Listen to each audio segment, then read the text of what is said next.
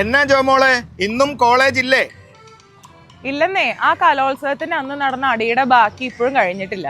ഇതിപ്പോ എത്ര ദിവസമായി? ഇങ്ങനെ പോയാൽ പരീക്ഷയ്ക്ക് എന്നാ എഴുതി വെക്കും?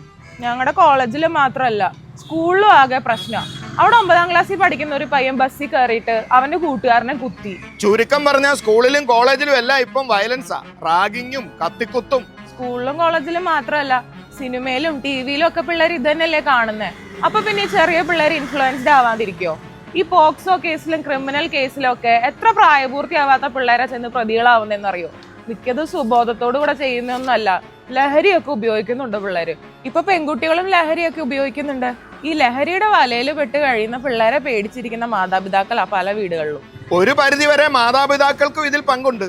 മദ്യപാനം കുടുംബങ്ങളിൽ വിനോദമായി മാറിയപ്പോൾ കുട്ടികൾ അതിനെ ഏറ്റെടുത്ത് പുതിയ ലഹരികളിലേക്ക് കടക്കുക. ശരിയാ ചേട്ടാ.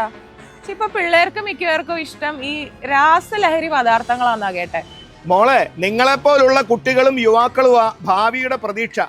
നിങ്ങളാ നാളെ നാടിനെ നയിക്കേണ്ടവർ. അറിയാം. ഞങ്ങൾ ഈ ലഹരിക്കെതിരെ ഒരു തെരുവ് നാടകം പ്ലാൻ ചെയ്യുന്നുണ്ട്. എല്ലാവരുടെയും ചെന്നത് അവതരിപ്പിക്കാനാ പ്ലാൻ. അത് വേണം, അല്ലാതെ അധികാരികളെ മാത്രം നോക്കി നിന്നിട്ട് കാര്യമില്ല. ജീവിതമാണ് ഏറ്റവും വലിയ ലഹരി. അതാണ് ഞങ്ങളുടെ മുദ്രാവാക്യം. Very good.